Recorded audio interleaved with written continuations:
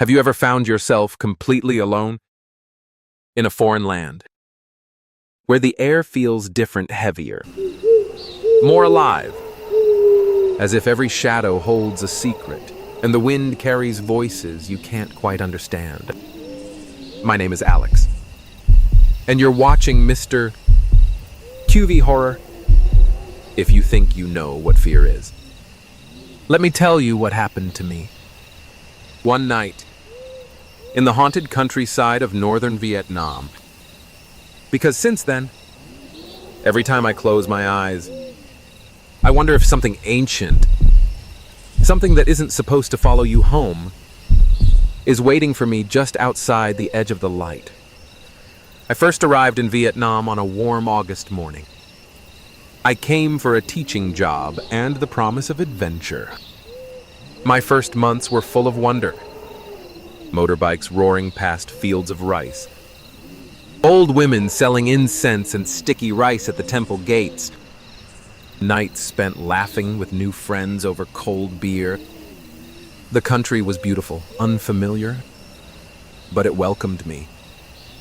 But the more time I spent in the north, the more I noticed something simmering just below the surface. Old beliefs, never spoken above a whisper. Houses with mirrors on the outside walls. Charms made of red thread and old coins. Salt poured across doorways after sunset. At first, I thought it was superstition charming. Maybe. Later, I realized it was something else. A quiet fear. Older than any legend I'd heard. I lived in a town called Minh Lac. I taught English at the local high school. My students, like most teenagers, were curious and mischievous, but always careful to avoid certain topics. Ghosts. For example, if I brought up the afterlife or asked about local legends, they'd shake their heads, eyes darting toward the corners of the classroom. It was as if speaking about such things might invite them in. The village next to Minh Lac was different. They called it Lang Mu, the Fog Village. My friend Trong, who grew up nearby, told me never to pass through after dark.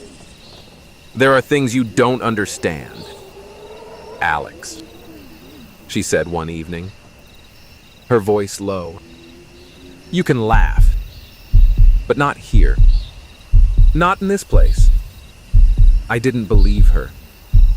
At least, not then. The night it happened, I was on my way home from a weekend in the mountains. I'd stayed later than I planned, and the last bus back was a battered, ancient thing that rattled more than it rolled. The sun was long gone. The rice fields invisible beneath a thick, crawling fog.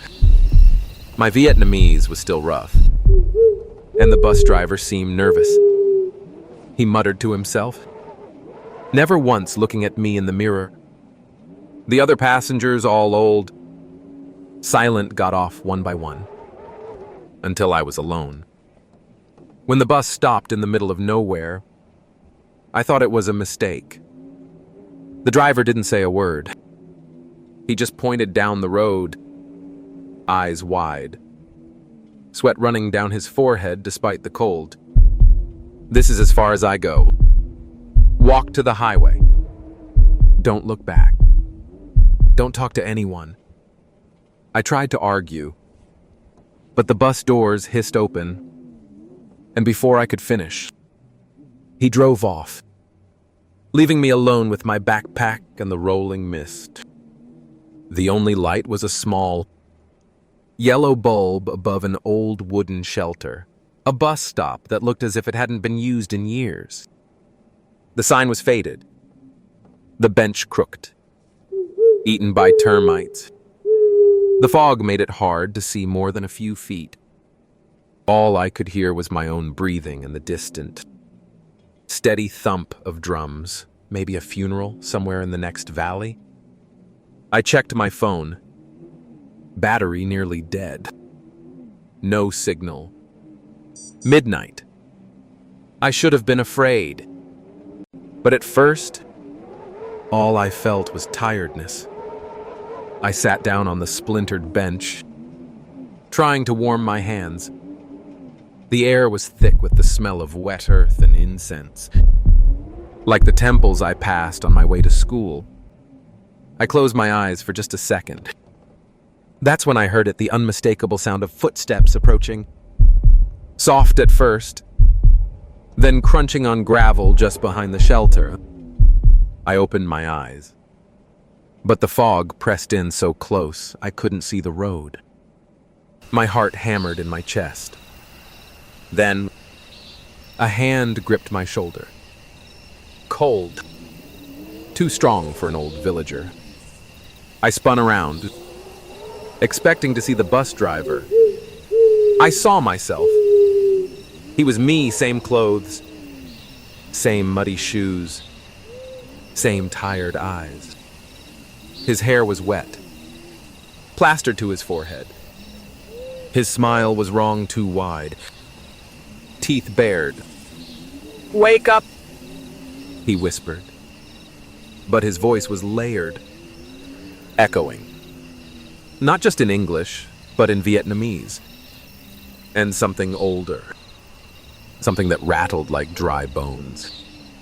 "Wake up, before it's too late." My mind split. Was I dreaming?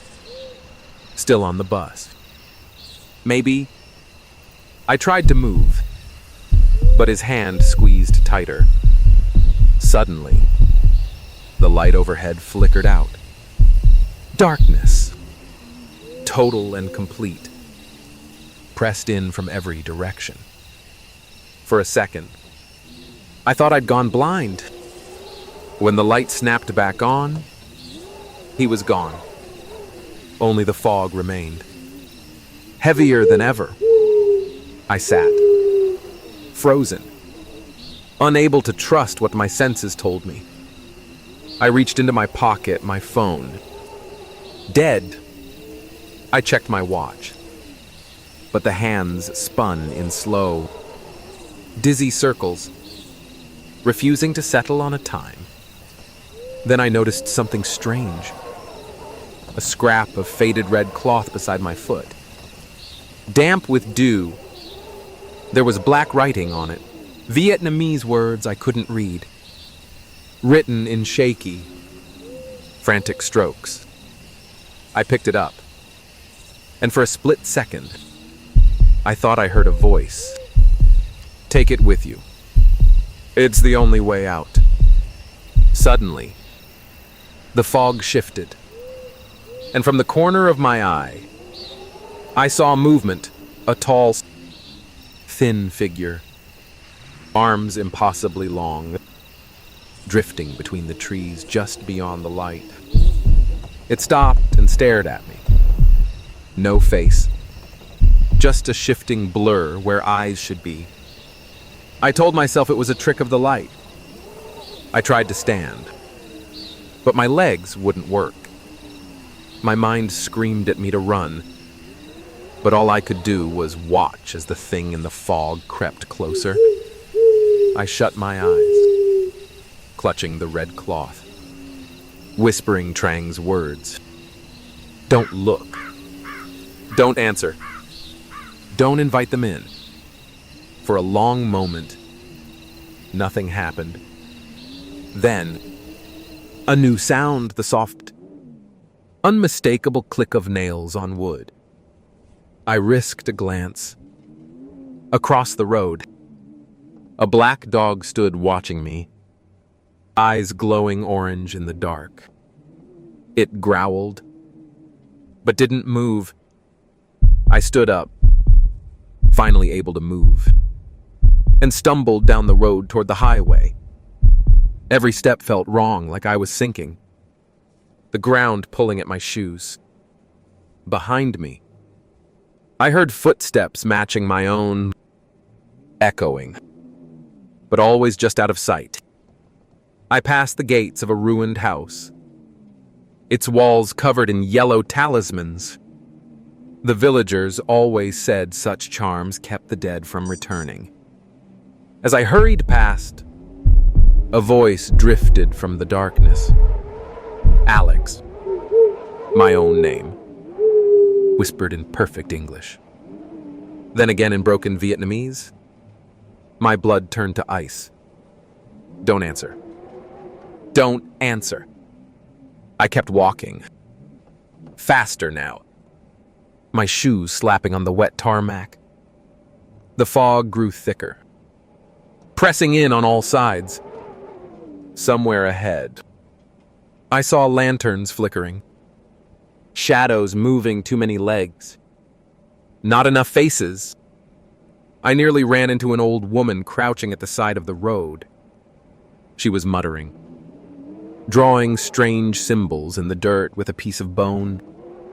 Her eyes were milk white, blind, but as I passed, she grabbed my ankle, strong as iron.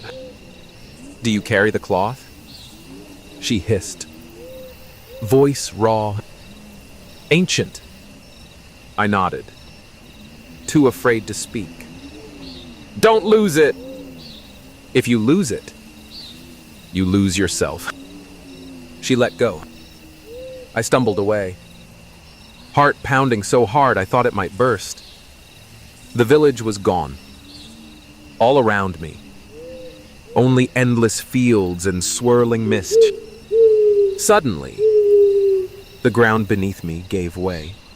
I tumbled into a ditch, the world spinning, mud in my mouth. I tried to climb out, but hands, dozens of them, cold and slimy, grabbed at my arms and legs, pulling, dragging. I screamed, kicking free, scrambling to the surface just as the fog cleared for a heartbeat. And there he was, myself, standing at the top of the ditch, face twisted, eyes black as midnight. He reached out a hand. Come with me. You can't go back now. I shook my head. Scrambling backwards, the hands released me, and I crawled onto the road, shivering. Covered in mud, he was gone. Somehow, I made it to the highway, stumbling toward the lights of a tiny roadside shop. The woman inside stared as I collapsed in front of her door, babbling in broken Vietnamese. She dragged me inside, handed me a bowl of salt, and sprinkled water around the door. Ma qui teo ve rồi, she whispered. The ghosts have followed you home. I barely slept that night. In every dream, I saw myself, always just out of reach, calling me into the fog. The red cloth pulsed like a heartbeat in my pocket.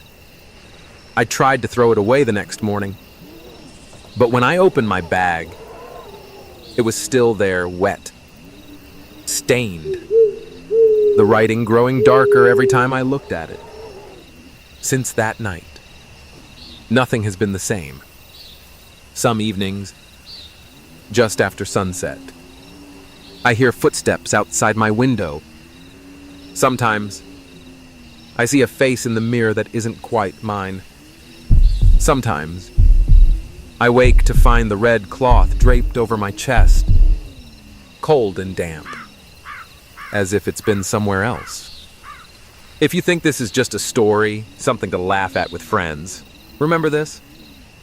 Some places don't want to be found. Some stories want to be told. But some doors, once opened, never close again. If you ever find yourself alone at a bus stop in the fog, if you hear your own voice calling your name from behind, don't answer. Don't look. Don't carry anything home that wasn't yours. Because sometimes, what follows you back isn't you anymore. This is Alex, and you're watching Mr.QV Horror.